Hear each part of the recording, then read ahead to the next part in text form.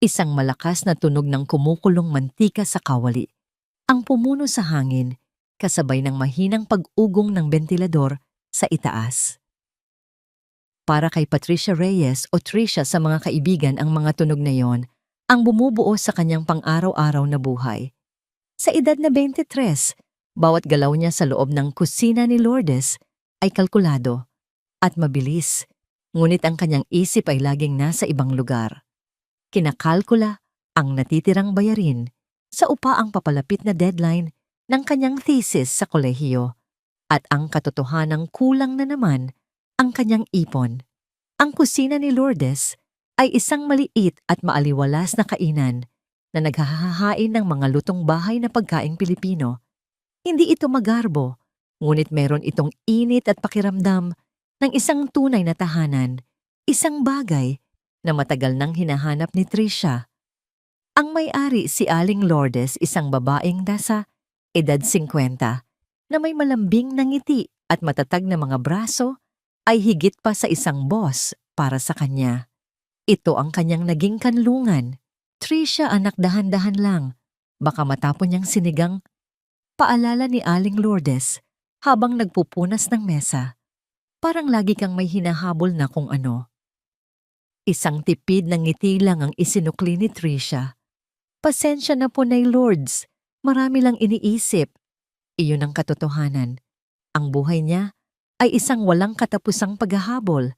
2 trabaho night classes sa isang state university para sa kursong psychology at isang maliit na apartment na tinitirhan nilang 3 magkakaibigan na kapwa nangangarap makaahon sa hirap.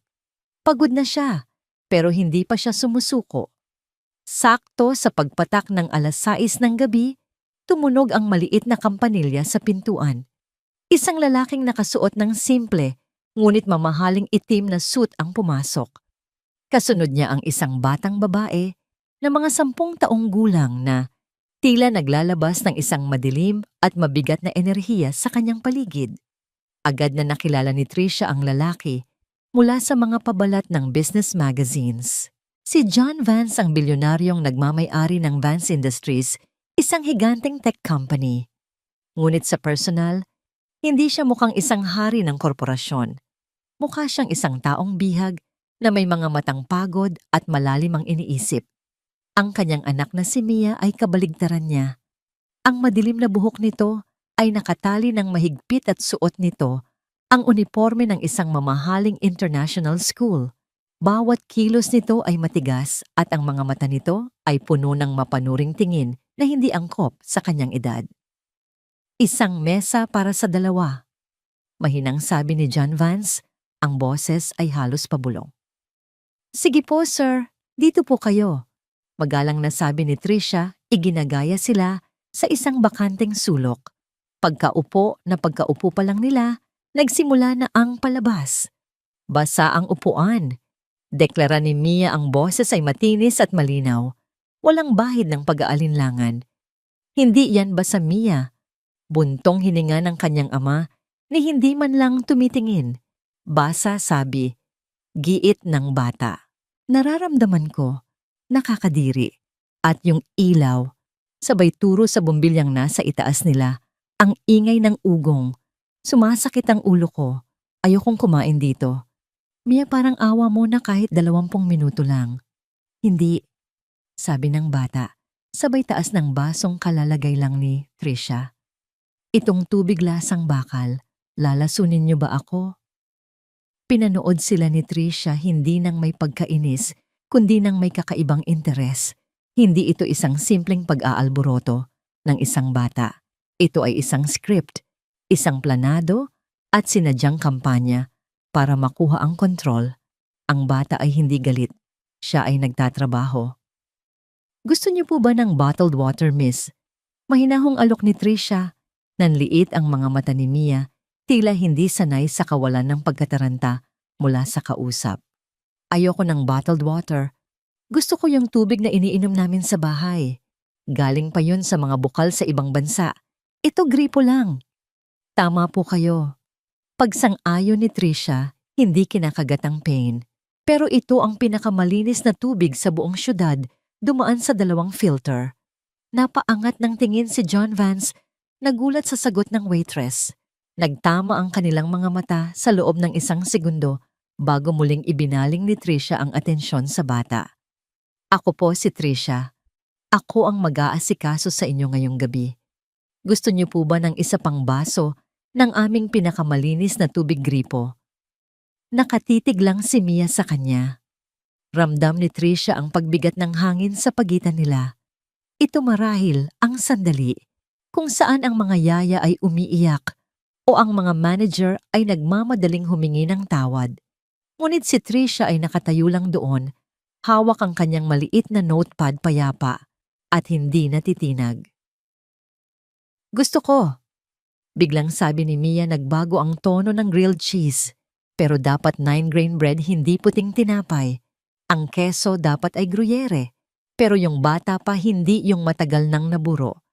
At tanggalin ang gilid ng tinapay, dapat kwadrado ang hiwa, hindi tatsulok. Kapag medyo sunog yan, kahit kaunti ibabalik ko. Sige po, sabi ni Tricia, isinusulat ang bawat detalye. 9-grain bread, batang gruyere, walang gilid, hiwang kwadrado, hindi masyadong tostado. Nakuha ko po. At para po sa inyo, sir.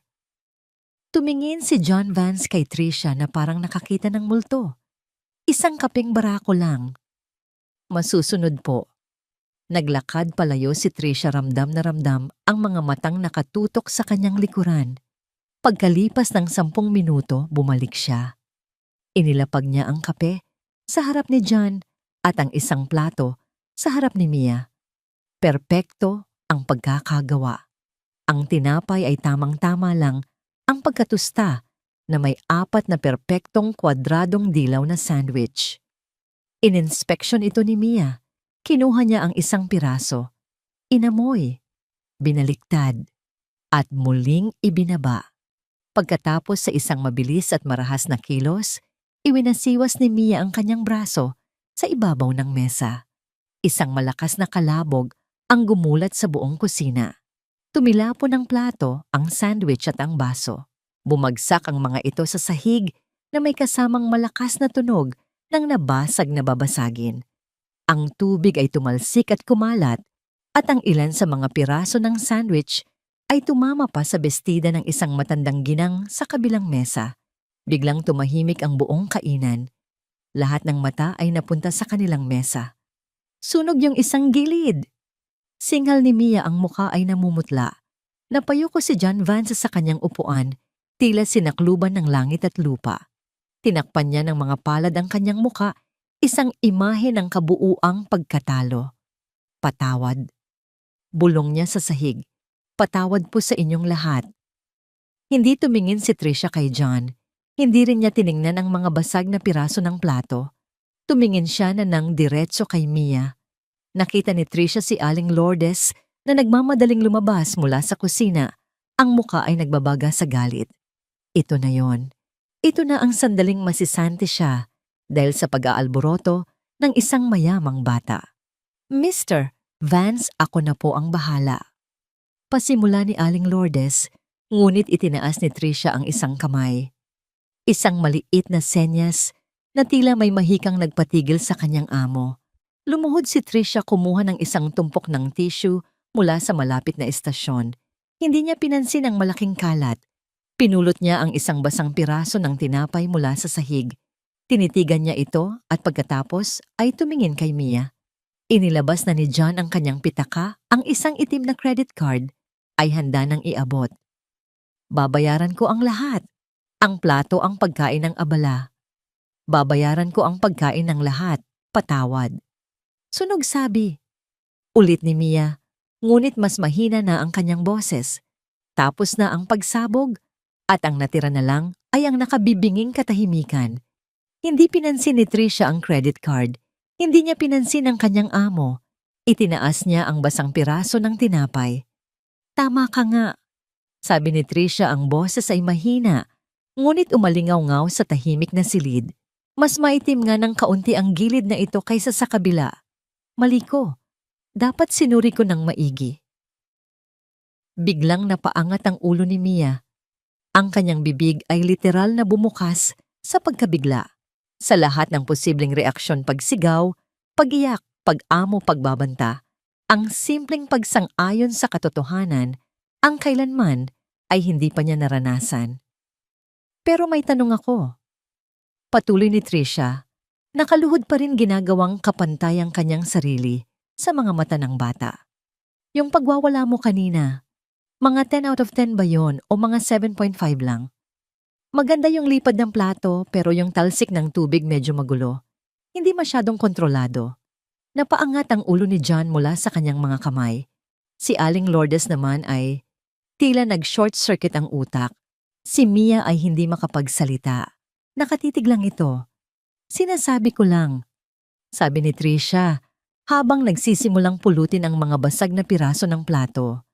Kung gagawa ka rin lang ng eksena, dapat bongga na. Yung kanina okay lang. Medyo gasgas na nga lang yung estilo ng pagtataob ng gamit. Mukha ka namang matalino. Sigurado akong kaya mong mag-isip ng mas orihinal na paraan. Isang napakaliit, halos hindi makitang ngiti ang sumilay sa mga labi ni Mia bago niya ito agad na pinigilan. Manahimik ka. Bulong niya. Seryoso ako. Sabi ni Tricia, tumatayo na. Lahat ng enerhiyang yan para saan? Para lang sa basang sahig. Ang hina. Ngayon gutom ka pa ba? O performance art lang yung kanina? Hindi ako gutom. Okay. Kung ganon, maupo ka na lang dyan habang iniinom ng tatay mo ang kape niya, na kung hindi mo napapansin ay lumalamig na. Kalmadong nilinis ni Tricia ang kalat. Dinalhan niya si John ng bagong kape at si Mia ng bagong baso ng tubig. Hindi siya humingi ng paumanhin. Hindi siya nagmakaawa. Naging normal lang siya. Sa kauna-unahang pagkakataon sa gabing iyon, si Mia Vance ay natahimik. Hindi siya nagreklamo tungkol sa ilaw. Hindi siya pumadyak. Nakaupo lang siya roon, pinapanood si Tricia. Napunasan ng kanilang mesa. Ang kanyang ekspresyon ay puno ng malalim na pagkalito. Ininom ni John ang kanyang kape. Binayaran niya ang bill na may kasamang malaki. Ngunit hindi naman malaswang tip para sa nabasag na plato at tumayo. Salamat, sabi niya kay Tricia. Ang boses niya ay paos. Trabaho ko po yon, sagot niya. Habang naglalakad sila papunta sa pintuan, lumingon si Mia. Nagtama ang kanilang mga mata. Itinaas lang ni Tricia ang kanyang balikat. Hindi ngumiti si Mia pero hindi rin siya sumimangot. Tumingin lang ito. Isang oras ang lumipas. Habang tinatapos ni Tricia ang kanyang shift, tinawag siya ni Aling Lourdes. Hindi ko alam kung ano yung nangyari kanina, Tricia. Sabi nito, minamasahe ang sentido. Pero hindi na kaya ng puso ko ang ganon. Huwag mo nang uulitin, ha? Ang alin po? Kahit ano pa yung ginawa mo. Basta heto. Iniabot nito ang isang piraso ng papel. Tumawag ang personal assistant ni Mr. Vance. Gusto niyang tawagan mo raw itong numero. Importante daw. Tiningnan ni Tricia ang papel.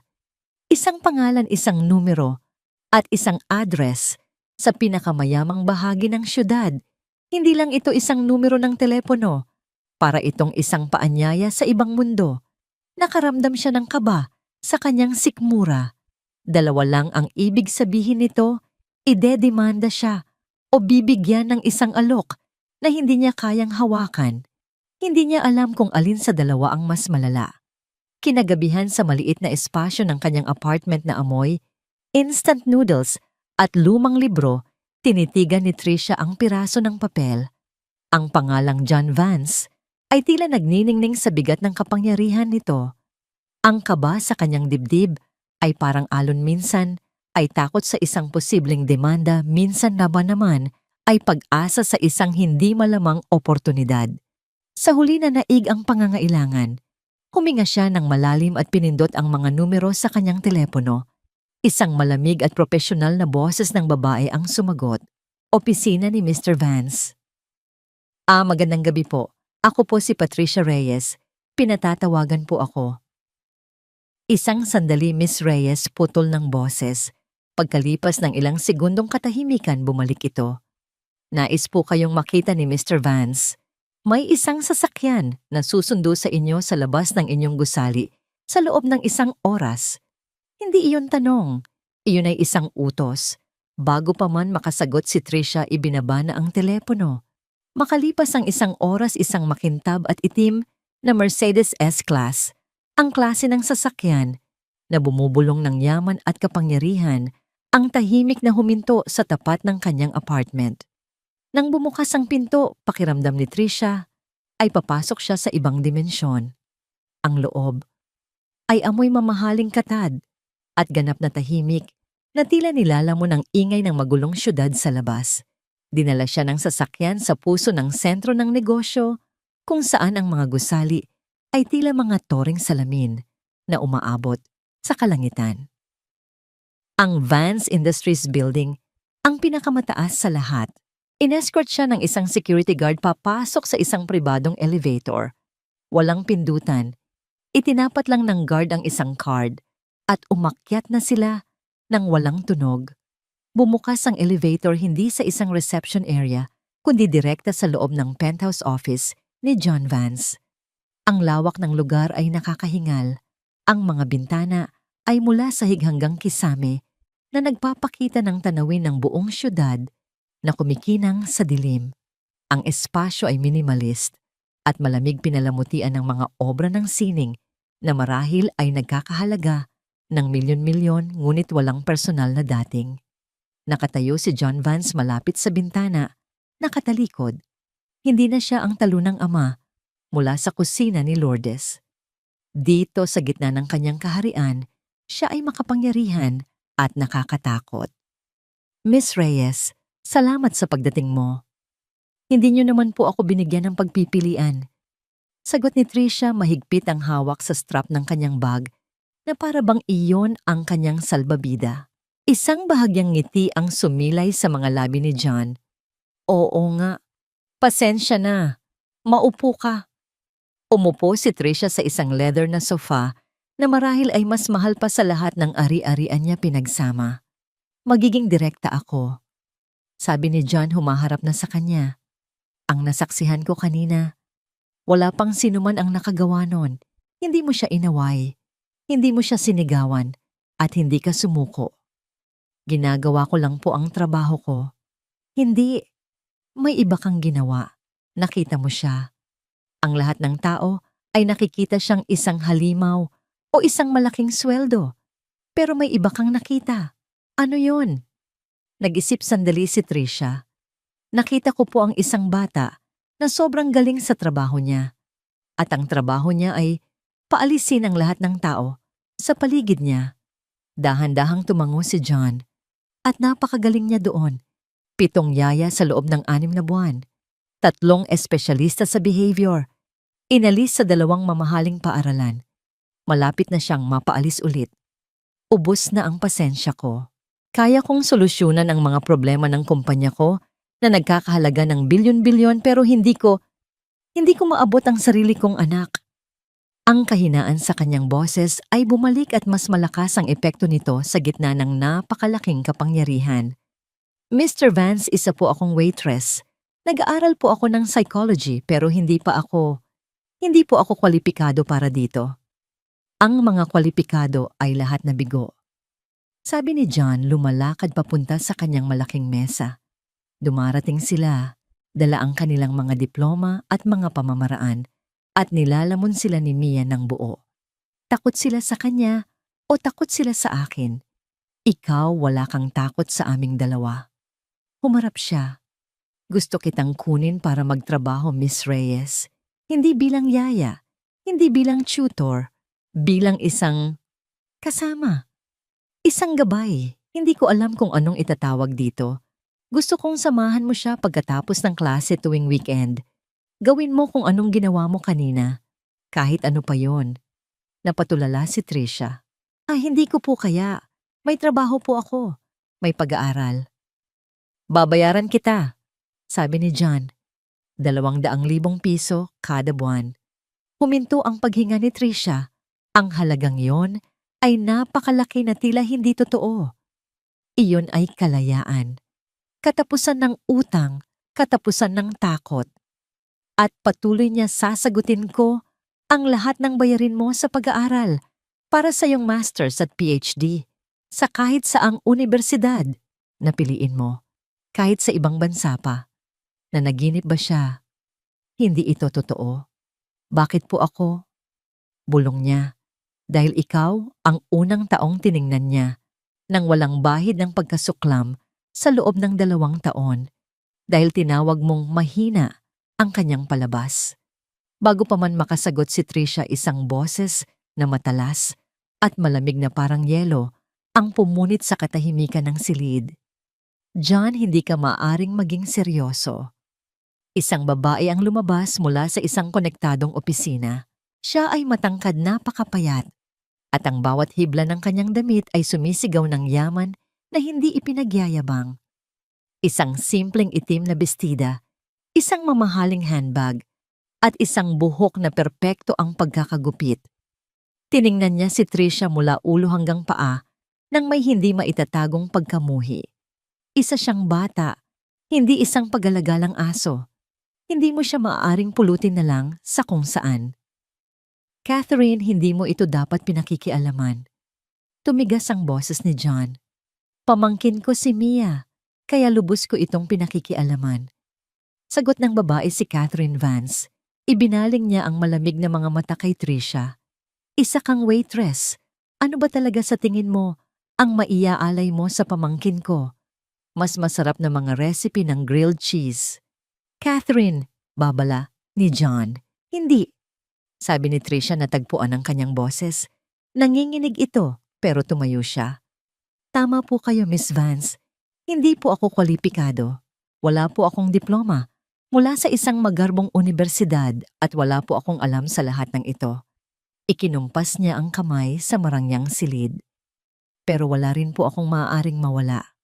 Tumingin siya kay John. Lahat ng mga naunang tao sa akin gusto nilang manatili sa trabaho nila. Gusto nilang mapabilib kayo. Ayoko po ng pera ninyo. Parehong natigilan sina John at Catherine. Ibig kong sabihin gusto ko. Nagkanda utal-utal si Trisha. Napakalaking pera po ni Anne. Pero hindi maaaring yun ang maging dahilan. Kung tatanggapin ko po ang alok ninyo, mayroon po akong mga kondisyon. Na-insulto si Catherine. Mga kondisyon. Wala ka sa posisyon para... Ano yon? Putol ni John sa kapatid, ang tingin ay nakatuon kay Trisha.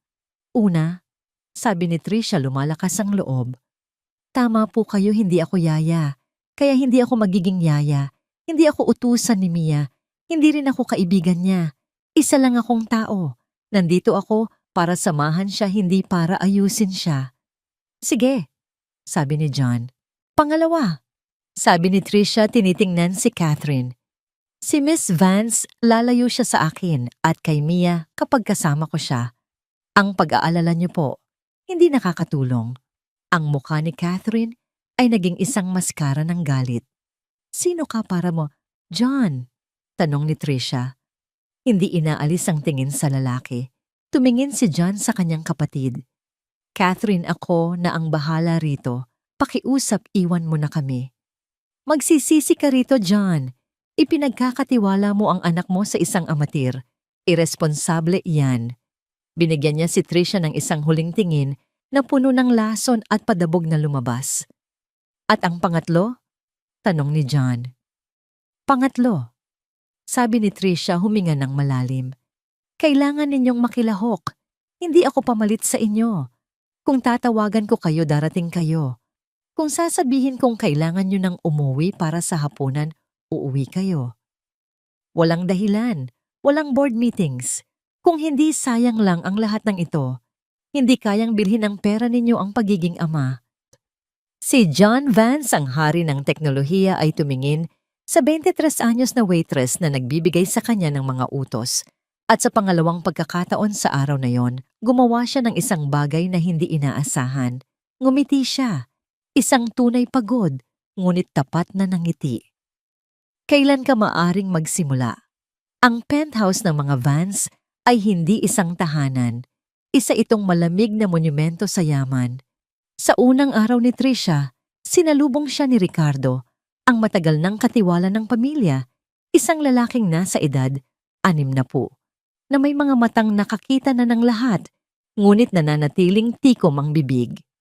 Ang mga pader ay gawa sa marmol, ang sahig ay kumikinang na parang salamin, at ang katahimikan ay napakabigat na, tila may sarili itong bigat. Ang mga unipormadong katulong ay gumagalaw na parang mga anino. Hindi nagtatagpo ang mga tingin sanay na maging hindi kapansin-pansin. Nasa kanyang silid-aralan si Ma'am Mia. Karaniwan na siyang bumababa para magmeryenda. Mahinang paliwanag ni Ricardo, ang boses ay magalang ngunit walang emosyon. "Salamat po, Mang Ricardo." Sagot ni Tricia, sinusubukang maging palagay sa lugar na yon na mas mukha pang museo kaysa tirahan. Dumating si Tricia sa ganap na 3:30 ng hapon, sakto sa pagdating ni Mia mula sa eskwelahan. Nakita siya ng bata na nakatayo sa gitna ng malawak na sala. Ang mukha nitong kaninay, walang ekspresyon, ay agad na nagsara. "Ikaw," sabi lang nito. "Ako nga." Sagot ni Tricia, may daladalang isang paper bag. "Nagdala ako ng merienda. Hindi ako gutom." "Okay lang." Umupo si Tricia sa isang sofa na mukhang mamahalin pero hindi komportable. Inilabas niya ang isang piraso ng empanada na binili niya mula sa isang tindahan malapit sa kanila. "Ako kasi gutom." Naupo lang siya doon at tahimik na kumain. Si Mia ay nanatiling nakatayo, nakahalukip-kip, pinapanood ang bawat galaw niya. "Bawal kumain dyan," sabi ni Mia. "Sa kusina lang dapat kumakain ng mga bisita." "Ang sabi ng tatay mo, kasama niya ako, hindi bisita." Sagot ni Tricia habang ngumunguya. "At isa pa ang bench na ito, kahit mukhang pang-display lang ay narito. Gusto mo ng isang kagat?" "Hindi. Mayroon akong takdang aralin." Mabilis na sabi ni Mia, sabay talikod at akyat sa isang hagdanang gawa sa salamin na tila lumulutang sa hangin. "Sige, dito lang ako sa baba." Pahabol na tawag ni Tricia. Sa loob ng 3 oras naupo si Tricia sa sala. Binasa niya ang kanyang textbook sa psychology. Sinubukan niyang mag-crossword puzzle. Inilibot niya ang kanyang tingin sa unang palapag at napansin niya ang isang particular na bagay, ang kawalan ng kahit anong personal na gamit. Walang mga litrato, walang kalat, walang buhay. Naging ganoon ang takbo ng unang linggo. Sinusubukan ni Mia ang pasensya ni Tricia sa iba't ibang paraan. Minsan hindi niya ito kakausapin ng buong hapon. Sa ibang araw naman kakausapin niya ito. Pero sa purong Pranses, mga salitang malinaw na mabilis at puno ng pangiinsulto. "Je ne comprends pas comment mon père a pu embaucher un paysan comme vous." Sabi nito isang hapon habang nagbabasa si Tricia. Hindi naintindihan ni Tricia ang mga salita, pero naintindihan niya ang tono. Ngumiti lang siya. "Hindi ko alam kung anong sinabi mo, pero ang galing ng accent mo, perpekto." Natigilan si Mia, ang kanyang sandata ay naging walang silbi. Ang inaasahan niyang galit o pagkapahiya ay sinalubong lang ng isang papuri. Sumimangot siya at bumalik sa kanyang tablet. Ang pinakamatinding pagsubok ay dumating sa 2 linggo. Oras ng hapunan. Ang dining room ay napakalaki na may isang mesa na kayang upuan ng 30 tao.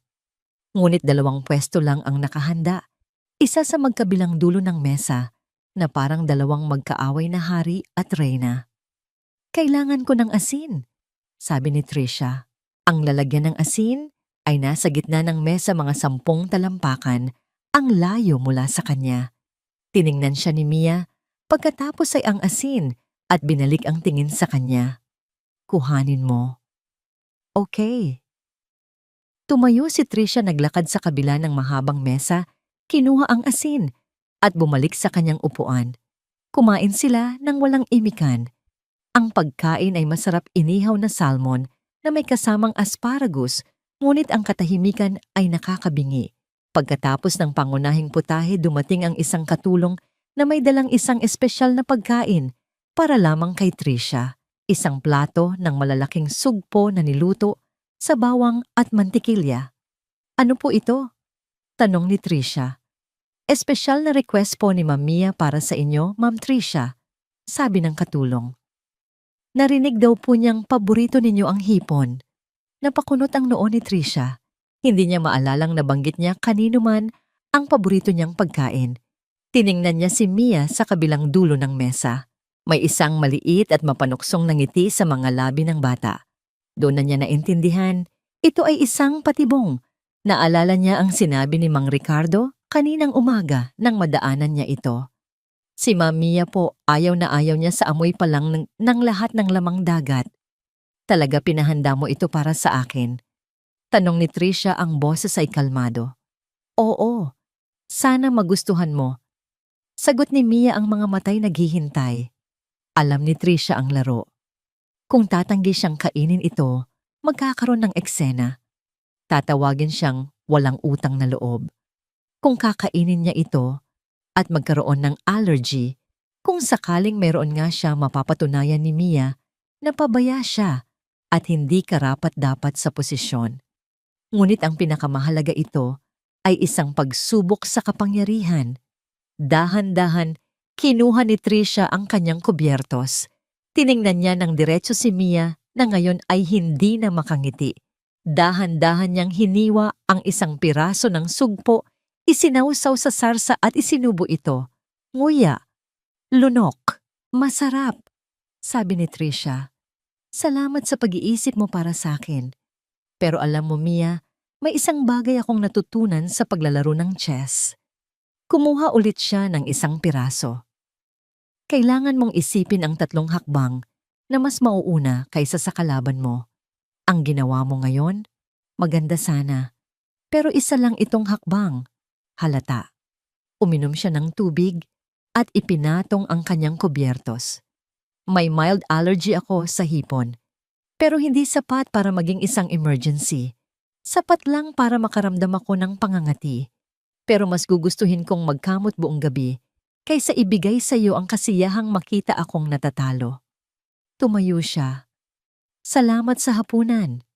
Tumingin siya sa mga mata ni Mia na ngayon ay nanlalaki sa gulat at galit. Sa susunod, galingan mo pa ang laro mo. Naglakad palayo si Tricia, iniwan ng isang batang babae na sa kauna-unahang pagkakataon ay natalo sa sarili niyang laro. Nang gabing iyon, habang pabalik na si Tricia sa kanyang kwarto, sa guest wing napansin niyang kailangan niyang gumamit ng banyo. Naligaw siya sa malawak na ikalawang palapag. Ang pasilyo ay mahaba at tahimik na papaligiran ng mga pinturang tila walang kahulugan. Sa kanyang paglalakad, may isang pinto siyang nadaanan sa dulo ng pasilyo. Kakaiba ito sa iba. Gawa ito sa madilim na kahoy na may mga ukit hindi bakal at salamin tulad ng iba. Mukha itong luma at bihirang buksan. At mula sa likod ng pintong yon, may narinig siya. Hindi ito boses, hindi ito ingay ng TV. Ito ay musika. Mahina sa simula, pagkatapos ay lumilinaw. Tunog ng isang piano. Mayroong tumutugtog at ang pagtugtog ay hindi perpekto. Ito ay puno ng damdamin, puno ng galit, puno ng kalungkutan. Isang mahirap na piyesa mula sa isang klasikong kompositor ang tinutugtog, ngunit paulit-ulit na nagkakamali ang tumutugtog sa isang partikular na bahagi. Naririnig ni Tricia ang sunod-sunod na mga nota, pagkatapos ay isang biglaang pagkatisod, isang sandali ng nakabibinging katahimikan, at pagkatapos ay ang marahas na pag-ulit mula sa simula. Ang musika ay hindi para sa isang pagtatanghal. Ito ay isang pakikibaka, isang paghihirap. Lumapit si Tricia sa pinto. Ang kanyang pag-usisa ay biglang napukaw. Idinikit niya ang kanyang tainga. Sinubukan niyang pihitin ang doorknob. Nakatrangka ito. Ang misteryo ng nakakandadong pinto at ang malungkot na musika sa loob nito ay hindi na nawala sa isip ni Tricia. Araw-araw kapag may pagkakataon, dumadaan siya sa pasilyong yon, umaasang maririnig muli ang piano. Ngunit ang silid ay nanatiling tahimik. Si Mia naman, matapos ang kabiguan ng kanyang patibong sa hapunan, ay tila mas naging mailap. Hindi na siya nang iinis. Sa halip iniiwasan na niya si Tricia na para bang ang presensya nito ay isang paalala ng kanyang pagkatalo. Isang hapon habang nag-aayos si Tricia ng ilang libro sa maliit na aklatan, napansin niyang abala si Mia sa kanyang laptop. Ngunit hindi mga laro o social media ang tinitingnan nito. Ito ay mga lumang larawan. Mga larawan ng isang babaeng may ngiting kasing liwanag ng araw at mga matang puno ng buhay. Si Victoria Vance ang yumaong ina ni Mia. Sa isang larawan, magkayakap sila ni Mia na noon ay isang maliit na paslit pa lamang. Sa isa pa, nakaupo ito sa harap ng isang malaking grand piano. Ang mga daliri ay nasa ibabaw ng mga tipaan. Ang muka ay puno ng saya. Ang ganda niya at mahinang, sabi ni Tricia lumalapit. Mabilis na isinara ni Mia ang laptop na para bang nahuli sa isang ipinagbabawal na gawain. Wala kang pakialam. Pianista ba siya? Tanong ni Tricia, hindi pinansin ang pagiging masungit ng bata. Hindi sumagot si Mia, ngunit ang mabilis na pag-iwas niya ng tingin ay sapat ng sagot. Kinabukasan, isang hindi inaasahang pangyayari ang naganap. Inutusan ni John si Tricia na kunin ang isang lumang dokumento mula sa isang bodega sa ikalawang palapag. Habang hinahanap niya ito, napadaan siya ulit sa pasilyo kung nasaan ang misteryosong silid. Sa pagkakataong yun, ang pinto ay bahagyang nakaawang. Isang maliit na siwang lang, ngunit sapat na para makita ang kadiliman sa loob at marinig ang pamilyar na tunog. Naroon na naman ang musika. Ang parehong piyesa ng Chopin, ang parehong bigat ng damdamin. Ngunit ngayon, mas malinaw, mas desperado. Dahan-dahan itinulak ni Tricia ang mabigat na pinto. Ang silid sa loob ay madilim at nababalot sa alikabok. Lahat ng mga kasangkapan, mga sofa, mga mesa, mga estante ay natatakpan ng puting kumot na parang mga multo na natutulog sa katagalan ng panahon. Lahat maliban sa isang bagay. Sa gitna ng silid nakatayo ang isang malaki at makintab na itim na grand piano. At nakaupo sa harap nito, likod lamang ang nakikita si Mia. Hindi lang siya basta tumutugtog. Inaatake niya ang mga tipaan. Ang kanyang maliit na katawan ay nakayuko, sa piano ang kanyang buhok ay nakalaylay sa kanyang mukha. Bawat nota ay tila may kasamang bigat ng isang damdaming hindi niya mailabas. Ang musika ay maganda, ngunit puno ng isang malungkot at nag-iisang galit. Sa kalagitnaan ng piyesa, muli siyang nagkamali sa pamilyar na bahagi. Sa pagkakataong ito, isang malakas na tunog ng pagkabigo ang kanyang pinakawalan. Sinuntok niya ang mga tipaan gamit ang magkabilang kamao, lumilikha ng isang pangit at basag na tunog. At sa sandaling iyon, sa aninag ng makintab na itim na kahoy ng piano, nakita niya ang refleksyon ni Tricia na nakatayo sa may pinto. Ang mga mata ni Mia ay nanlaki sa gulat na agad na napalitan ng purong takot at galit.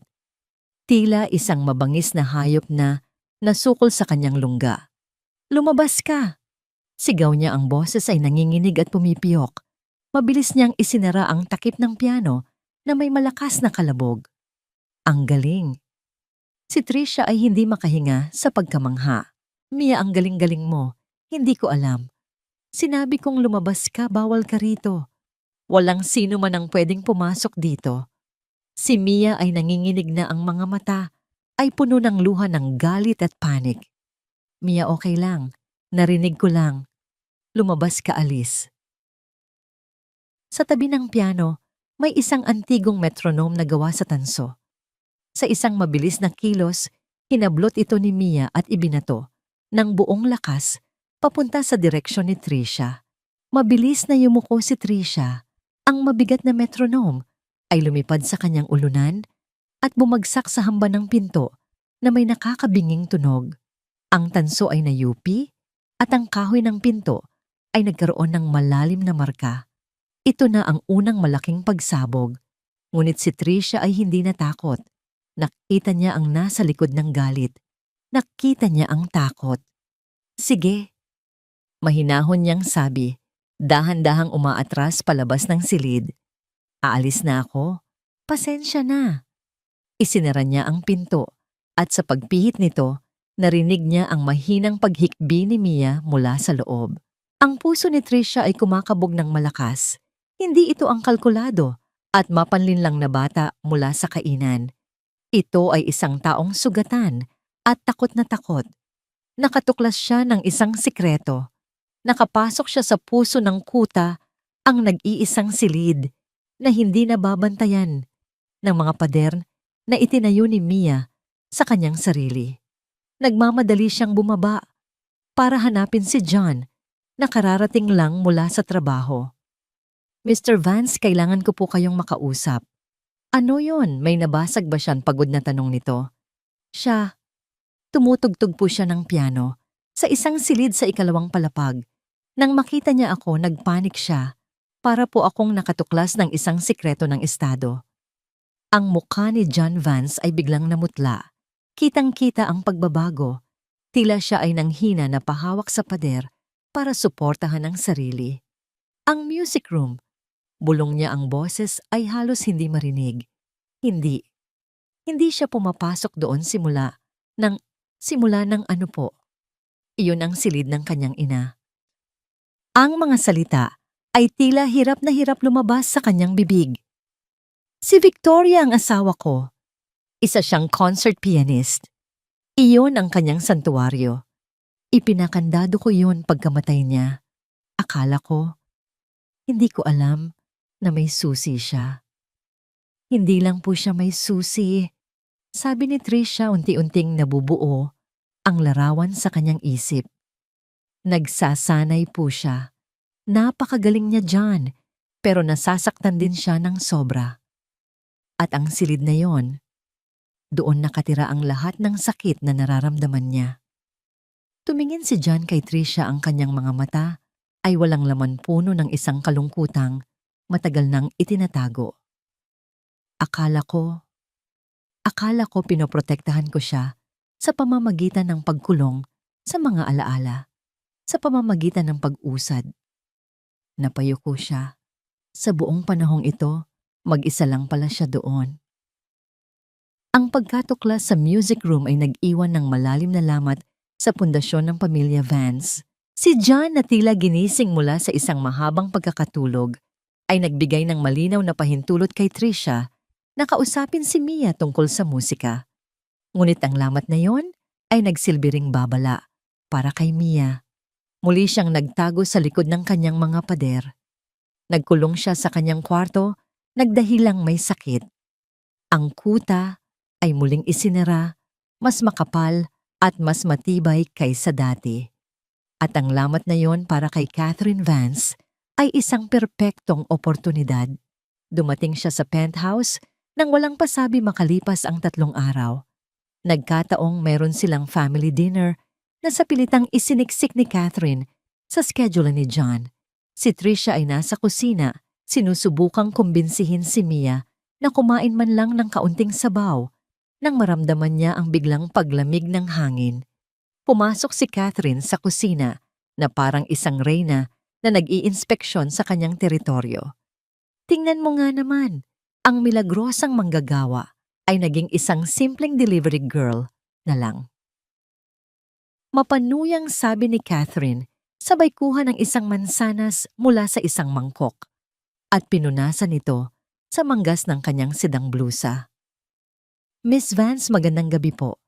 Dadalhin ko lang po ito kay Mia. Neutral na sabi ni Trisha, hindi nagpapakita ng anumang emosyon. Huwag ka nang mag-abala. Hindi niya yan kakainin. Alam na niyang isa kang kasinungalingan, sabi ni Catherine.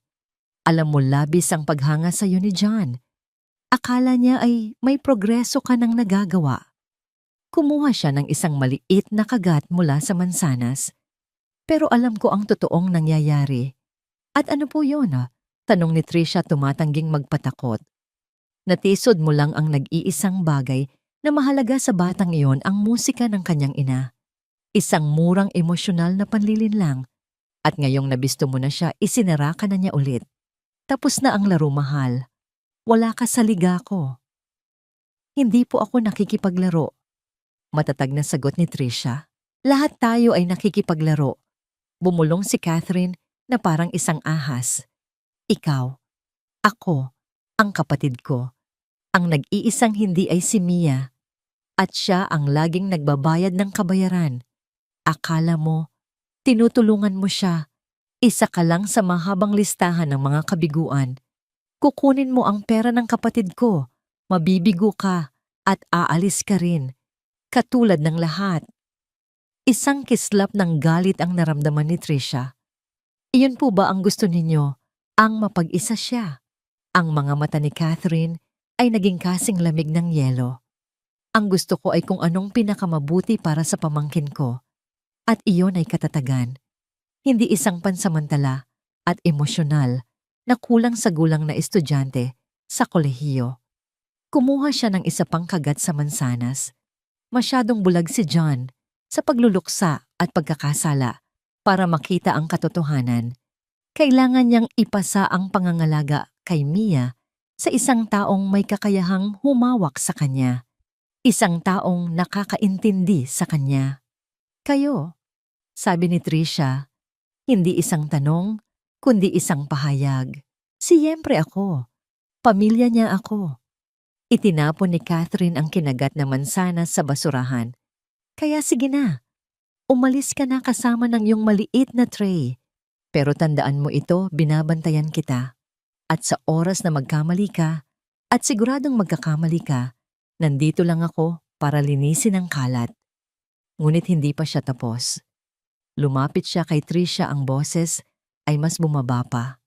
Dahil mukhang kailangan mo ng tulong para mapabilis ang iyong pag-alis, bibigyan kita ng isang alok. Mula sa kanyang Hermes handbag, naglabas siya ng isang sobre. 500,000 piso. Cash. Kunin mo ito at umalis ka ngayong gabi. Isipin mo na lang na ito ay isang mapagbigay na severance pay. Isang paraan para makapagsimula ka ulit malayo sa mga problemang hindi mo naman dapat pinakikialaman. Inilapag niya ang sobre sa counter sa pagitan nila. Ang puting sobre ay tila isang bandila ng pagsuko na inaalok sa kanya. Tiningnan ni Trisha ang pera, pagkatapos ay ang mga mata ni Catherine.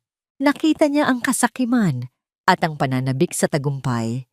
At sa sandaling iyon ang kanyang determinasyon ay tumigas na parang bakal. Salamat po sa alok, Miss Vance. Mahinahon niyang sabi, itinutulak ang sobre pabalik kay Catherine. Pero mas kailangan po yata ninyo yan kaysa sa akin. Ang mukha ni Catherine ay nagbago. Ang pekeng pag-aalala ay nawala.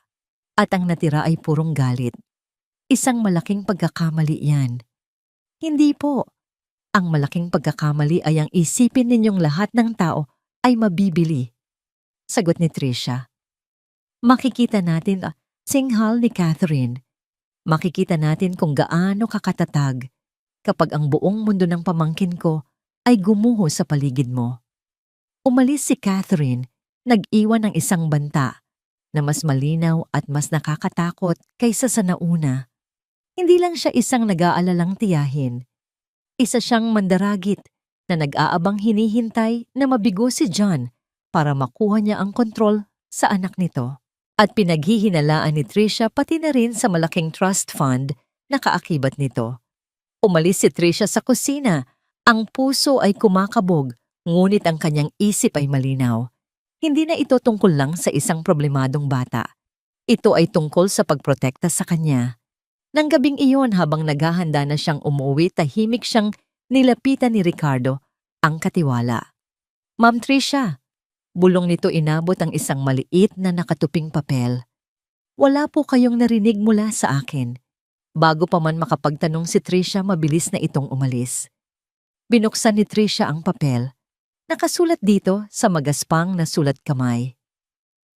Mag-ingat po kayo kay Miss Catherine, ang dating asawa ni Sir John, si Ma'am Victoria. Hindi po sila magkasundo. Laging sinisiraan ni Miss Catherine si Ma'am Victoria kay Sir John. Simula pa noon, gusto na niyang siya ang maging reyna ng bahay na ito. Kinilabutan si Trisha. Ang laso ni Catherine ay matagal na palang kumakalat sa mga pader ng palasyong ito. At ngayon, siya ang bagong target. Ang pagtanggi ni Trisha sa suhol at ang babala mula kay Ricardo ay nagpatibay sa kanyang determinasyon. Kinabukasan sa halip na hintaying bumaba si Mia, si Trisha mismo ang umakyat. Kumatok siya sa pinto ng kwarto ni Mia. Mia, si Trisha ito. Iiwan ko lang dito sa labas ang almusal mo. Nandyan ang tita mo sa baba kaya naiintindihan ko kung gusto mong magtago. Nakakatakot naman talaga siya. Walang sagot. Ngunit narinig ni Trisha ang isang mahinang paghinto sa paggalaw sa loob. Hindi umalis si Trisha. Sumandal siya sa pader, sa tabi ng pinto at umupo sa sahig. Alam mo, sabi niya sa pinto, iniisip niyang mabibigo ako. Malamang tama siya. Isang maliit na siwang ang bumukas sa pinto. Sumilip si Mia. Isa siyang mangkukulampo. Bulong ng bata. Maaring isa nga mahinang nangiti ni Trisha. Sinabi niya sa akin na wala ako sa liga niya. Naaalis din ako. Wala ka naman talaga sa liga niya. Sabi ni Mia, ngunit walang bahid ng pangiinsulto. Ito ay isang simpleng pahayag ng katotohanan. Alam ko, pero ito ang punto. Wala akong pakialam sa pera ng tatay mo. Sinungaling. Okay, may pakialam ako. Pag-amin ni Trisha. Napakalaking pera yon. Pero hindi pera ang dahilan kung bakit ako nandito. Nandito ako dahil alam ko kung anong pakiramdam ng maging batang problema. Binuksan ni Mia ang pinto ng tuluyan. Ikaw? Oo naman. Noong iniwan kami ng nanay ko, kailangang magtrabaho ng tatay ko ng 2 trabaho. Hindi ako naging mabuting anak. Galit ako sa lahat ng oras. Nakikipag-away ako. Naninira ako ng gamit. Gusto kong lahat ng tao ay masaktan tulad ng nararamdaman kong sakit. Kaya, anong nangyari? Halos pabulong na tanong ni Mia. Ang kapitbahay ko, si Aling Nena. Isang matandang babae na laging amoy mothballs at bawang. Hindi niya sinubukang ayusin ako. Umupo lang siya kasama ko. Tinuruan niya akong maglaro ng chess. At sa tuwing magwawala ako, titingnan niya lang ako nang mahinahon at sasabihin, isang napakaingay na tira yan, Trisha. Pero hindi yan matalinong tira. Hanapin mo ang matalinong tira. Tumingin si Trisha kay Mia. Ang tita mo, gumagawa siya ng isang napakaingay na tira ngayon. Pero mas matalino ka kaysa sa kanya. Kaya ano ang matalinong tira? Si Mia ay napayuko. Ang tanong ay tumama sa kanya. Sa loob ng 2 taon, ang tanging alam niyang gawin ay ang maingay na tira, ang pagwawala, ang pagsigaw, ang pagtulak sa lahat palayo. Sa sumunod na mga araw, nagbago ang lahat. Dahil sa kanilang sikretong alyansa laban kay Catherine, nagsimulang magbukas si Mia. Hindi tungkol sa malalalim na bagay. Kinukwento niya ang tungkol sa kanyang mga klase sa isang kaklaseng lalaki na mayabang sa isang serye ng graphic novel na paborito niya. Isang araw, bumili si Trisha ng unang volume ng graphic novel. Binabasa mo yan? Tanong ni Mia puno ng pagdududa nang makita niya itong hawak ni Trisha. Oo, yung twist sa kwento tungkol kay Commander Valerius, hindi ko yun inaasahan. Sabi ni Trisha, isang tunay at tapat na ngiti ang sumilay sa mukha ni Mia. Binago nito ang kanyang anyo na sa isang sandali ay nagmukha siyang isang normal na 10 taong gulang na bata. Ngunit ang piano at ang music room ay nanatiling isang malaking elepante sa loob ng bahay. Ang pinto ay nanatiling sarado. Isang hapon, habang naglalaro sila ng chess sa sala, sinubukan ni Trisha. Ang tatay mo? Dahan-dahan niyang sinabi. Sinabi niyang iyon daw ang silid ng nanay mo. Ang nangiti ni Mia ay naglaho. Kaya tumutugtog ka, katulad niya. Hindi ko alam. Sabi ni Mia tumalikod. Hindi ako ganun kagaling. Mia, tinutugtog mo ang Chopin. Sigurado akong magaling ang tawag doon. Gusto niyang maging perpekto ako. Hindi ako perpekto. Umupo si Trisha sa tabi niya sa sofa. Mia, anong nangyari sa nanay mo? Nanigas si Mia. Nalaglag siya sa kanyang kabayo. Isang aksidente. Alam ng lahat yan. Pero nandoon ka, di ba? Tanong ni Trisha isang kutob. Ang nabubuo sa kanyang isipan, tumingin si Mia sa kanya, ang mukha ay namumutla na parang papel. Paano? Paano mo nalaman? Nabanggit ng tatay mo na mahilig siyang mga bayo. Hinulaan ko lang. Nagsimulang manginig si Mia. Ang mga pader na kanyang itinayo ay unti-unting gumuho. Nasa probinsya kami, sa rest house. Gusto niyang, gusto niyang ipakita sa akin ang isang bagong talon ng kabayo. Isang napakataas. Sinabi ko sa kanya na ayaw kong manood. Sinabi ko, isang luha ang pumatak sa kanyang pisngi. Sinabi kong nakakainip at gusto ko nang umuwi para maglaro ng video game. Humahagulgol na siya ngayon. Ang mga salita ay bumubuhos mula sa kanya na parang isang sirang dam. Nalungkot siya. Sabi niya, isa na lang Mia, panoorin mo ako. Ito na lang. At ako, sinabi ko sa kanyang galit ako sa kanya, na mas mahal pa niya ang walang kwentang kabayo niya kaysa sa akin. Oh Mia, tumawa lang siya. Sabi niya, papantunayan kong mali ka, munting halimaw. At pagkatapos, tumalon siya. At ang kabayo, nadulas ito. Bumagsak. At siya, hindi na siya bumangon. Niyakap ni Trisha ang nanginginig na bata. At si Mia ay hindi pumalag. Kumapit siya kay Trisha, ang kanyang maliit na katawan ay nanginginig sa bigat ng dalawang taong pagluluksa na kinimkim niya ng mag-isa.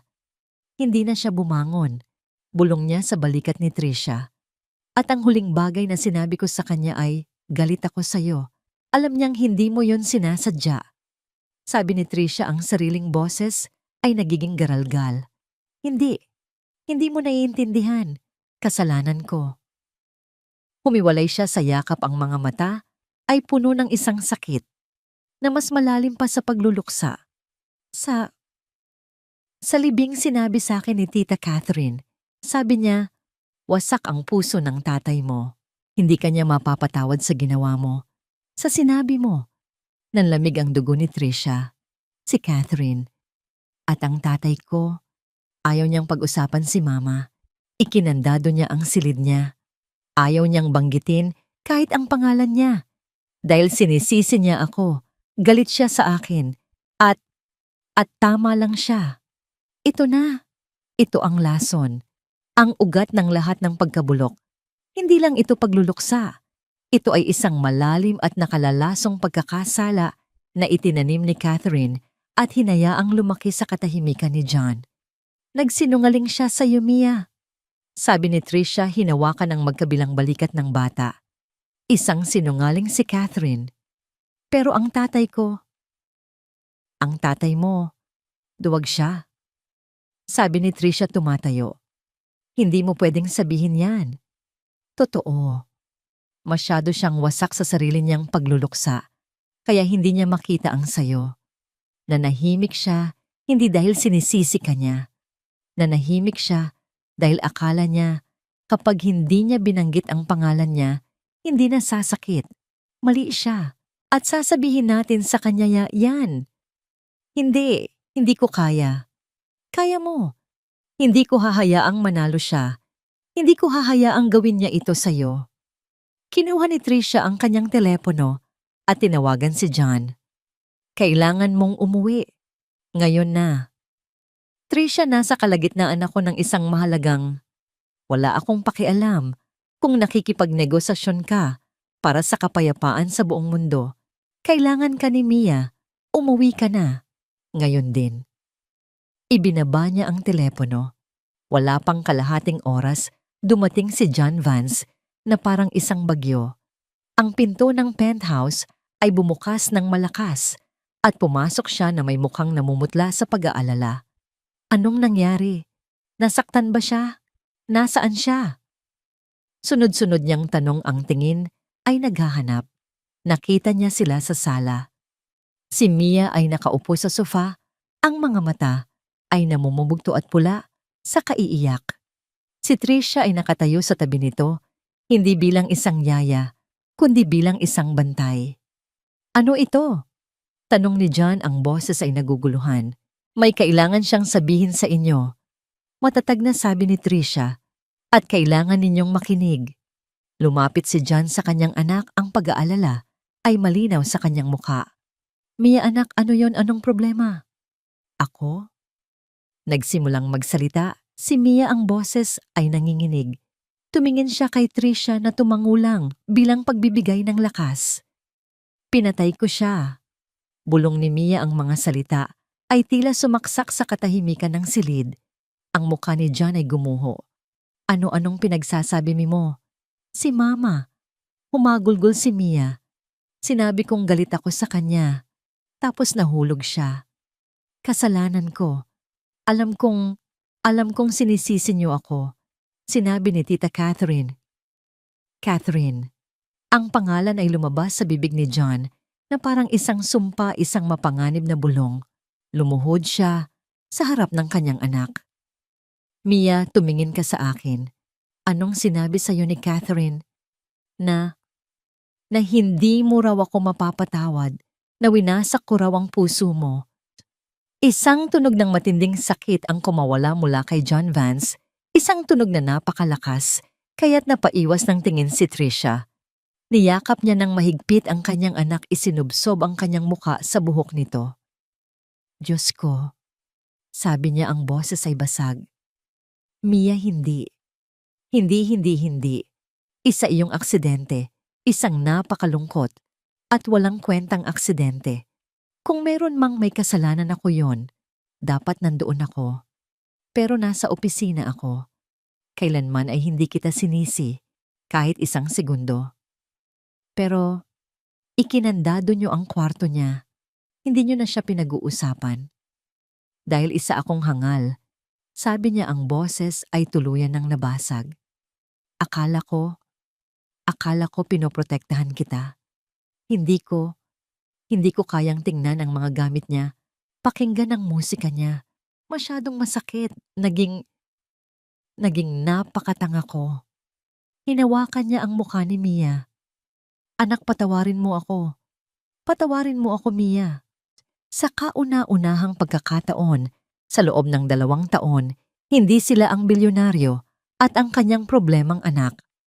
Sila ay isang ama at isang anak na nagluluksa. Magkayakap silang umiyak sa gitna ng malamig at walang buhay na sala, kumakapit sa isa't isa na para bang ito ang kanilang tanging salbabida. Tahimik na lumabas si Trisha, binibigyan sila ng espasyo. Pumunta siya sa kusina at nagtimpla ng tsaa. Nanginginig ang mga kamay. Ito ang imposible. Hindi ito tungkol sa mga schedule o disiplina. Ito ay tungkol sa pagbubukas at paglilinis ng isang malalim na sugat. Kinagabihan ng tensyon sa bahay ay napalitan ng isang kakaibang kapayapaan. Magkasamang kumain ng hapunan, sina John at Mia sa iisang dulo ng mesa. Nag-uusap sila mga mahihinang salita tungkol sa paaralan, sa mga libro, sa mga bagay na matagal na nilang hindi na pag-usapan. Nang biglang dumating si Catherine, pumasok siya sa dining room na may dalang isang ngiti, ngunit agad itong naglaho nang makita niya ang eksena, si John, si Mia at si Trisha, na magkakasama, tila isang tunay na pamilya. John, mahal. Mia, darling. Hindi ko alam na may bisita pala kayo. Sabi niya, ang tingin ay dumapo kay Trisha na parang isang daga. Hindi siya bisita, Catherine. Bahagi na siya ng bahay na ito. Mahinahon, ngunit matatag na, sabi ni John. Umupo si Catherine, hindi natinag. Napakabuti naman. Natutuwa akong makita kang bumabangon na ulit, Mia. Ang bawat salita niya ay tila may nakatagong lason. Upang ipagdiwang ito, nagdala ko ng dessert, ang paborito mong chocolate lava cake. Napatigil si Mia. Tumingin siya kay Trisha. Alam nilang pareho na ito ay isa na namang patibong. Si Mia ay may allergy sa dark chocolate. Hindi ito malala, pero sapat para magdulot ng pamumula at pangangati, sapat para masira ang gabi, at patunayang mahirap pa rin siyang alagaan. Naku, salamat, tita. Sabi ni Mia, ang boses ay kalmado, isang bagay na natutunan niya mula kay Trisha. Pero mukhang nakalimutan mo yata. Allergy ako sa dark chocolate. Natigilan si Catherine. Oh, Diyos ko, oo nga pala. Pasensya na darling. Sa dami ng iniisip ko, ang lola mo kasi iyon ang paborito niya. Hindi po, sabi ni Mia, ang boses ay simple at walang mali siya. Si lola po paborito niya ang leche flan. Kayo po ang mahilig sa dark chocolate. Lagi niyo po yung in-order kapag lumalabas tayo. Ang nangiti ni Catherine ay nanigas sa kanyang muka. Isang kislap ng pagkatalo ang dumaan sa kanyang mga mata. Tiningnan siya ni John hindi na may pagtataka, kundi may malinaw na pagdududa. Alam ni Tricia na ito pa lang ang simula. Ang isang maliit na tagumpay ay hindi nangangahulugang tapos na ang laban. Habang nagpapatuloy ang hapunan, naramdaman ni Tricia ang titig ni Catherine. Hindi na ito titig ng paghamak. Ito ay titig ng purong pagkamuhi. Ang laro ay nagbago. At para kay Catherine, naging personal na ito. Ang sumunod na mga linggo ay tila isang tagsibol matapos ang isang mahaba at mapait na taglamig. Nagsimulang maglaan si John ng oras sa kanyang kalendaryo na may label na MIA time at tinupad niya ito. Gabi-gabi na silang sabay na naghahapunan. Namasyal sila sa parke. Umupo pa nga siya ng ilang oras para lang panoorin si Mia na maglaro ng kanyang video game kahit na halatang hindi niya ito maintindihan. At ang music room, ang pinto nito, ay palagi nang bukas. Si Catherine Vance naman ay naging isang anino, kapansin-pansin ang kanyang pagkawala. Pinakiusapan siya ni John na bigyan muna sila ng espasyo, isang magalang, ngunit matatag na paraan ng pagpapalayas sa kanya. Ang katahimikan mula sa kanyang panig para kay Tricia ay mas nakakabingi kaysa sa kanyang mga banta. Alam niyang ang isang babaeng tulad ni Catherine ay hindi basta-basta tumatanggap ng pagkatalo. Naghihintay lang ito ng tamang pagkakataon para tumira. At ang pagkakataon ay dumating sa isang ordinaryong Huwebes ng hapon. Pagdating ni Tricia sa penthouse, isang kakaibang bigat ang sumalubong sa kanya. Ang mga katulong ay nagbubulungan sa kusina. Ang mga mukha ay puno ng pag-aalala. Si Ricardo, na karaniwang sumasalubong sa kanya nang may tipid na ngiti, ay hindi makatingin sa kanya ng diretso. Anong nangyayari? Tanong ni Tricia. Nasa kanyang opisina si Sir John. Sabi ni Ricardo, ang boses ay halos pabulungi. Gusto po kayong makita? At kasama po niya si Miss Catherine. Isang malamig na kaba ang gumapang sa buong katawan ni Tricia. Naglakad siya papunta sa study. Bukas ang pinto. Nakatayo si John sa likod ng kanyang mesa, ang mukha ay tila isang maskarang gawa sa bato. Si Catherine ay nakaupo sa isang leather na silya. Sa harap niya ang itsura ay puno ng simpatya at pag-aalala, ang pinakanakakatakot na ekspresyon na nakita ni Tricia sa mukha nito. Tricia, pumasok ka, sabi ni John. Ang boses niya ay patag at walang emosyon. Anong problema? Nasaan po si Mia? Nasa kwarto niya. Sabi ni Catherine, ang boses ay puno ng awa. Labis siyang nag-aalala siyempre. Anong nangyari? Tanong ni Tricia. Tricia, sabi ni John, tinitingnan siya ng diretso. Kaninang umaga may natuklasan akong nawawala mula sa safe sa loob ng aking dressing room. Huminto ang pagtibok ng puso ni Tricia. Isang kwintas na diamante, pag-aari ni Victoria. Ang paborito niya, dagdag ni Catherine, ang Riviera necklace, yung galing sa Cartier. Napakahalaga niyon sa kanya. At kay John, hindi ko po maintindihan anong kinalaman ko po roon. Si John ay tila nasasaktan sa bawat salitang binibitawan niya. Nang matuklasan kong nawawala, tinanong ko ang mga staff. Walang nakakita. Pero si Catherine, meron siyang masamang kutob. Alam kong may access ka sa buong bahay, mahal. Malumanay na sabi ni Catherine na para bang kaibigan siya. Hindi ka naman staff. Nakakalabas-masok ka. Nagkaroon lang ako ng isang napakasamang pakiramdam. Kaya, Sinilip ko ang closet malapit sa pinto sa bulsa ng jacket mo. Yung isinampay mo roon kahapon. Tumingin si Trisha kay John, naghahanap ng anumang senyales na hindi ito totoo. Ngunit ang mga mata ni John ay puno ng pagkadismaya. John, ipakita mo sa kanya, sabi ni Catherine, sa isang mabagal na kilos na parabang napakabigat inilabas ni John ang isang bagay mula sa kanyang drawer at inilapag ito sa ibabaw ng mesa. Ang nawawalang kwintas na diamante. Kumikinang ito sa ilalim ng ilaw bawat bato ay tila nangungutya. Nandoon yan. Sa bulsa ng jacket mo, Trisha. Sabi ni John, ang boses ay basag. Hindi makahinga si Trisha. Ang kanyang mundo ay gumuho. Hindi. Hindi yan totoo. Wala akong kinuha. Hindi ko alam kung paano napunta yan dyan. John, kailangan niyo akong paniwalaan. Trisha, sabi ni John, at ang sakit at pagkadismaya sa kanyang boses ay parang isang pisikal na sampal. John, isa siyang napakagaling na actress. Sabi ni Catherine tumatayo at inilalagay ang kamay sa balikat ng kapatid. Alam kong isa itong malaking pagkabigla. Gusto mong maniwala sa kanya. Lahat tayo. Pero galing siya sa ibang mundo. Ang tukso, ang kwintas na yan ay nagkakahalaga ng higit sa 10 milyong piso. Maiintindihan. Maiintindihan. Ang boses ni Trisha ay nanginginig sa galit. Ikaw ang gumawa nito. Umatras si Catherine, ang kamay ay napadapo sa kanyang dibdib na parabang nasaktan. Ako? Bakit ko naman gagawin ang ganoong bagay? Para paalisin ako. Para patunayan kay John na wala siyang ibang mapagkakatiwalaan kundi ikaw. Itinanim mo yan doon. John, nagiging hysterical na siya. Matatag na, sabi ni Catherine. Ganito ang ginagawa nila. Itatanggi nila.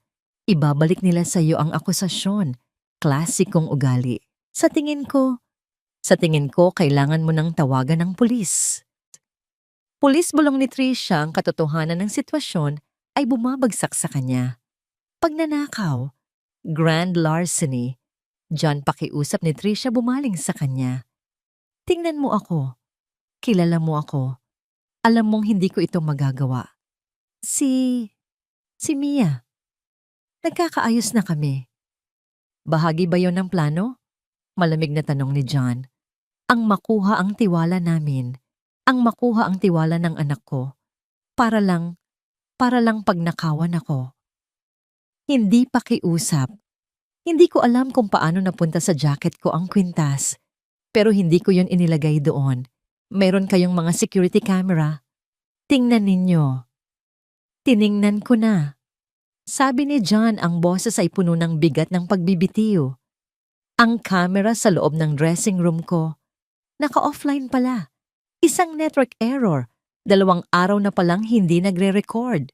Siyempre, maingat si Catherine. John, giit ni Catherine.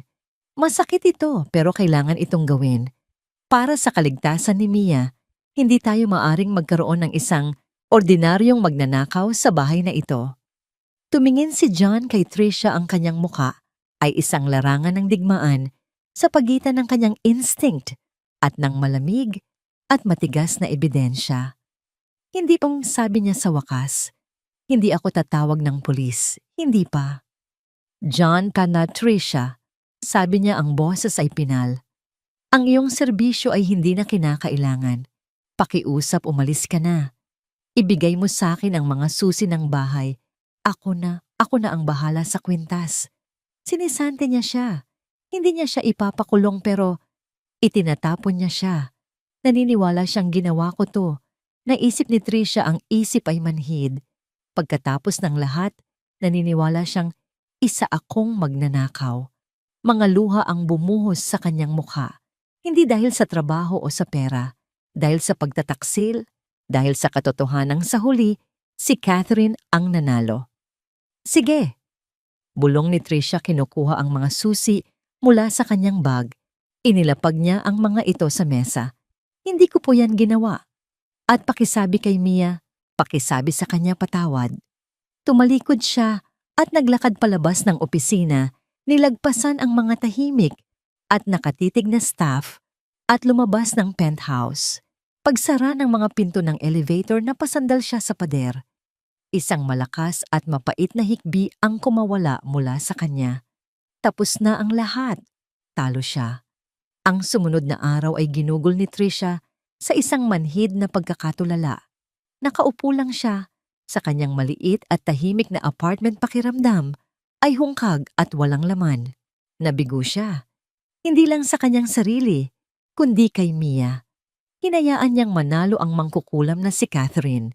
Pinag-isipan niyang tawagan si Aling Lourdes, ngunit ano ang sasabihin niya na pinalayas siya dahil sa akusasyon ng pagnanakaw. Ang kahihiyan ay napakabigat. Bandang hapon, biglang tumunog ang kanyang buzzer, malakas at mapilit. Hindi niya ito pinansin. Tumunog ulit ito, mas matagal at mas desperado. Sa wakas, pinindot niya ang intercom. "Umalis na kayo. Buksan mo ang pinto. Baliw ka ba? Ang init-init dito sa labas." Si Mia, napatayo si Trisha, ang puso ay biglang kumabog ng malakas. Pinindot niya ang buton para buksan ang pinto sa baba. Makalipas ang isang sandali, may malakas na katok sa kanyang pinto. Pagbukas niya, naroon ang bata. Mag-isa, ang muka ay pula sa pawis at galit.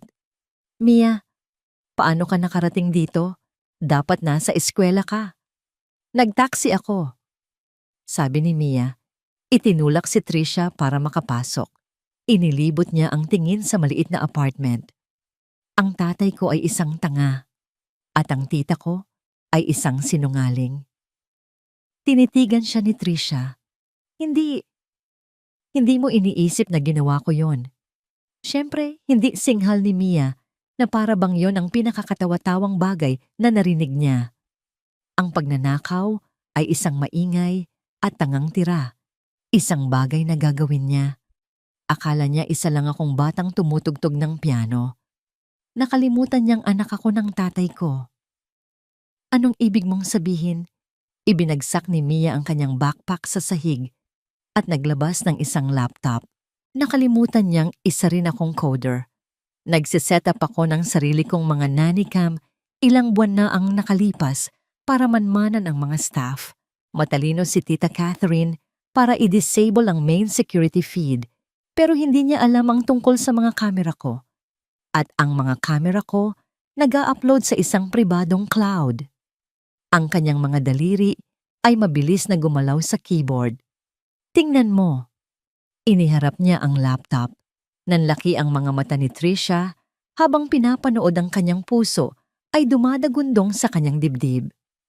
Ang unang video na may petsang 2 araw na ang nakalipas ay nagpapakita kay Catherine sa loob ng opisina ni John. Maingat niyang ginagamit ang kanyang sariling laptop para i-access ang security system ng bahay. Malinaw na ipinapakita ng screen ang pag-disable niya sa camera ng dressing room ni John na may label na network error. Ang pangalawang video ay mula kahapon ng umaga. Ang anggulo ay mula sa isang maliit na kamera na nakatago sa isang palamuti sa ibabaw ng aparador malapit sa pinto. Ipinapakita nito si Trisha na isinasampay ang kanyang jacket bago pumasok sa loob. Makalipas ang ilang minuto, pumasok si Catherine sa eksena. Maingat siyang lumingon sa paligid. Nang masigurong walang tao, mabilis niyang kinuha ang diamanteng kwintas mula sa kanyang handbag at maingat na isinilid sa bulsa ng jacket ni Trisha. Ang pangatlong video ay mula kaninang umaga, ilang sandali, bago pumasok si Trisha. Ipinapakita nito si Catherine na bumubulong sa kanyang kapatid. Ang mukha ay puno ng pekeng pag-aalala.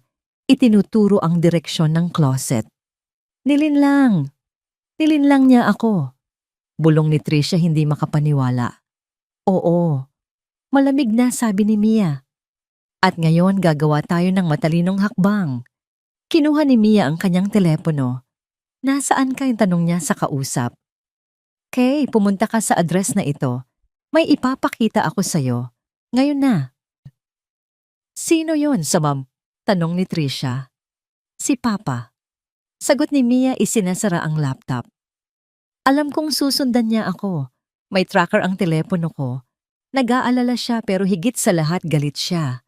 Ngayon malalaman niya kung kanino siya dapat magalit talaga. Wala pang isang oras, isang malakas na kalabog ang narinig nila sa pinto. Hindi katok kundi isang suntok. Mia, buksan mo ito, Mia. Nagkatinginan sina Tricia at Mia. Tumango si Mia. Binuksan ni Tricia ang pinto. Si John Vance ay nakatayo roon, ang mukha ay puno ng galit at pag-aalala. Mia, umuwi na tayo. Ano? Anong ginagawa niya rito? Ang tingin niya kay Tricia ay malamig pa rin. Tingnan mo ito. Utos ni Mia, hindi pinansin ang galit ng ama. Ipinatong niya ang laptop sa maliit na mesa at pinindot ang play. Pinanood ni John ang unang video. Ang pagkalito ay makikita sa kanyang mukha. Pinanood niya ang pangalawa. Ang pagkalito ay napalitan ng pagkabigla.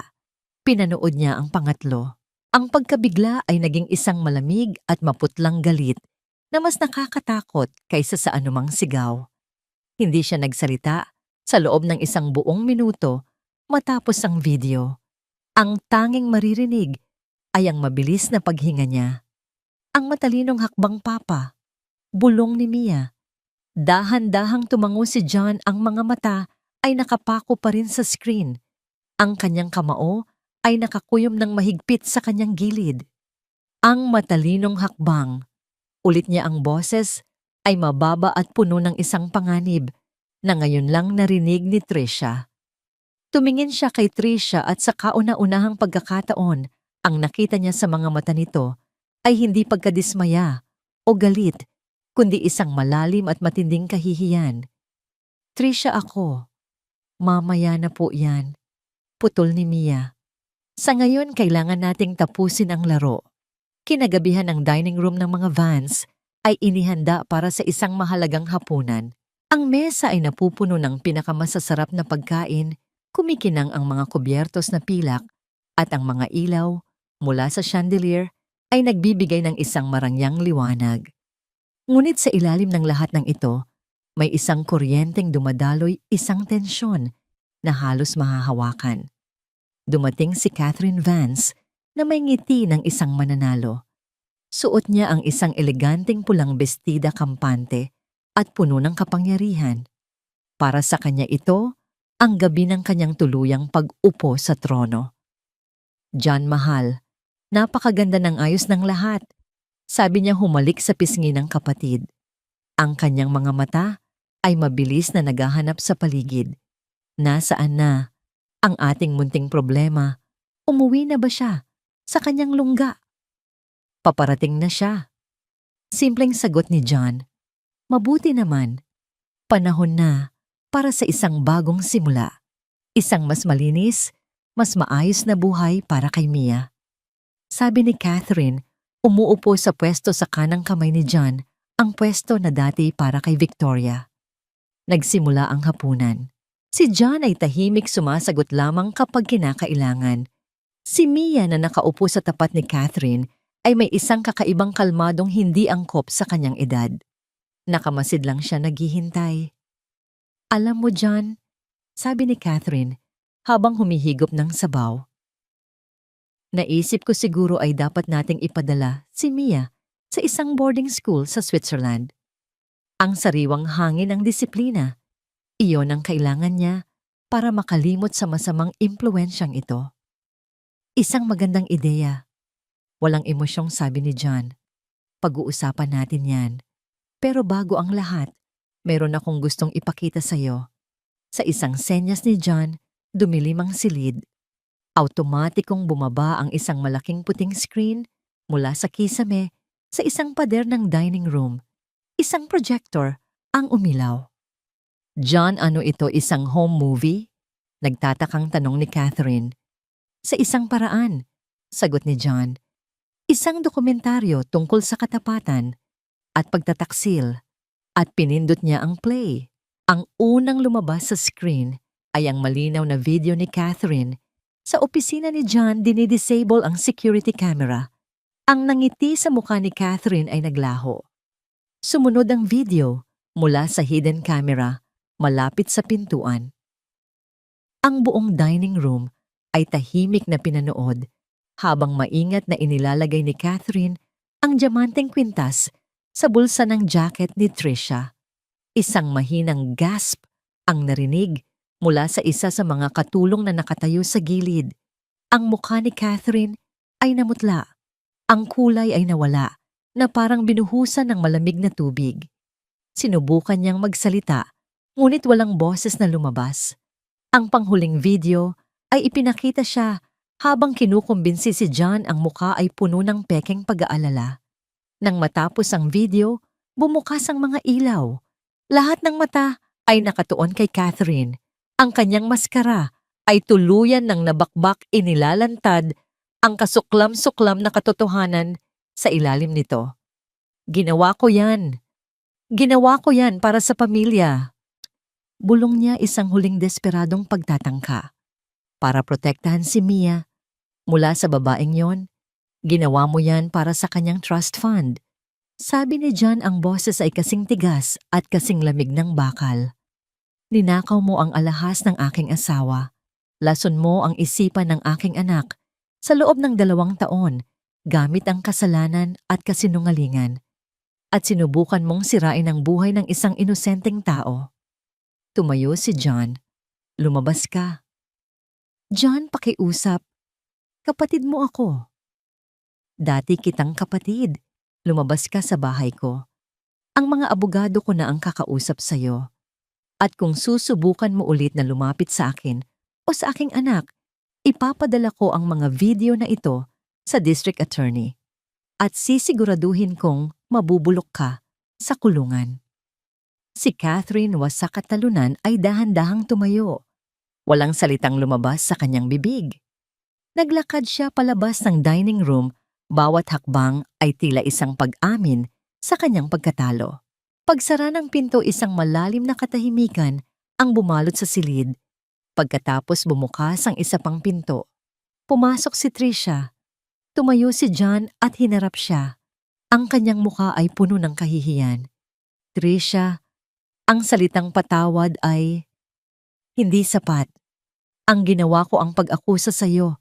Wala iyong kapatawaran. Huwag na po ninyo akong alalahanin. Mahinang sabi ni Trisha, tumingin kay Mia. Huwag lang po kayong hihinto. Ito pa lang ang simula. Kailangan ka niya. Tumingin si John sa kanyang anak na nagligtas sa kanilang lahat. Alam ko. Huminga siya ng malalim. Magsisimula ako ng isang bagong foundation sa pangalan ng aking asawa, ang Victoria Vance Project. Popondohan nito ang mga programa sa musika at sining para sa mga batang may pinagdadaanan. Ang mga batang nagwawala dahil sila ay nasasaktan. Tumingin siya sa mga mata ni Trisha. Kailangan ko ng isang taong mamamahala nito. Isang taong nakakaintindi. Isang taong alam ang pagkakaiba ng isang maingay na tira at isang matalinong tira. Ang trabaho ay sa'yo, Trisha. Kung gugustuhin mo. Tumingin si Trisha kay John, pagkatapos ay kay Mia na sinusubukang pigilan ng isang nangiti. Naramdaman niya ang mga luhang namumuo sa kanyang mga mata, ngunit sa pagkakataong ito, hindi dahil sa kalungkutan. Opo, sabi niya. Tinatanggap ko. Makalipas ang 6 na buwan, pumasok si Trisha sa penthouse. Hindi na siya isang waitress. Isa na siyang full-time graduate student at ang executive director ng foundation. Ang kanyang dating pagod na anyo ay napalitan ng isang tahimik na kumpiyansa. Sinundan niya ang tunog ng musika papunta sa silid na may nakabukas na pinto. Sa loob nakaupo si John sa piano, tinutugtog ang isang simpleng bassline. Sa tabi niya ang mga daliri ni Mia ay sumasayaw sa mga tipaan, tumutugtog ng isang komplikado at magandang himig. Nagdudueto sila. Magulo, puno ng pagkakamali, ngunit perpekto. Nakita siya ni John at ngumiti. Inirapan siya ni Mia pero nakangiti rin ito. Late ka na. Sigaw nito. At wala ka sa tono. Papaulitin natin mula sa simula. Sumandal si Trisha sa hamba ng pinto, pinapanood sila. Sinasabi nilang hindi kayang lutasin ng pera ang mga problema, ngunit hindi iyon ganap na totoo. Hindi naayos ng pera ang pagluluksa ni Mia at hindi nito nabili ang koneksyon ni John sa kanyang anak. Ngunit isang waitress si Patricia Reyes ang nagpakita sa kanila na ang pinakamahalagang yaman sa lahat ay hindi pera. Ito ay pakikiramay. Ito ay ang lakas ng loob na makita ang tao sa likod ng problema at itanong ang mga tamang tanong. Si Catherine ay pinalayas ng kasakiman, ngunit si Tricia ay ginabayan ng pag-unawa. Hindi niya lang inalagaan ang anak ng bilyonaryo. Pinagaling niya ang isang sirang pamilya kasama na ang kanyang sarili. Ang dating tahimik na palasyo ay puno na ngayon ng musika at tawanan. At para kay Tricia, iyon ang tunog ng isang matalinong hakbang.